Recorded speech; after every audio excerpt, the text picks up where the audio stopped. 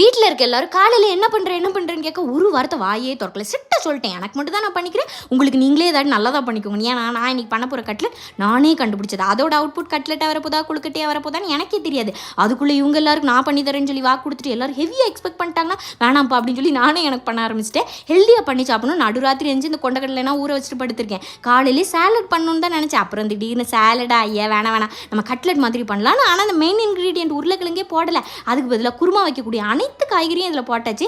அது டைட்டாக கொண்டு வரதுக்கு போடாத பொடி கிடையாது. சிக்கன் பொடியை போட்டால் செமையாக இருக்கும், அந்த பொடியை போட்டால் இதாக இருக்கும்னு சொல்லிட்டு எல்லாத்தையும் கலந்து ஒரு கலவை கொண்டு வந்தாச்சு. கடைசியாக பிரெட் கிராம்ஸ் தான் அதுக்கு போடணும். ஆனால் அதை தவிர மற்ற எல்லாத்தையும் போட்டு கொண்டு வந்து அழகாக கட்லெட் மாதிரி கொண்டு வந்துட்டேன். ஆனால் பெரிய 5 ஸ்டார் செஃப் மாதிரி 2 கரண்டியை வச்சு பண்ணிக்கிட்டு கிடந்தேன். அது அந்த கல்லில் இருக்கிற வரைக்கும் அழகாக இருந்துச்சு. அது எடுத்தது தான் பிஞ்சு பிஸ்தாவாய் எப்படியோ இருந்துச்சு. அது பார்க்கவே நல்லா இல்லை. ஆனால் சாப்பிட்றதுக்கு ரொம்ப மோசம் இல்லை, டேஸ்ட்டாக நல்லா தான் இருந்துச்சு. எல்லாத்தையும் சாப்பிட்டுக்கிட்டேன். சரி எல்லாருக்கும் ஒரு வாய் கொடுக்குறேன், சந்தோஷமாக சாப்பிட்டுக்கோங்கன்னு கொடுத்துட்டேன்.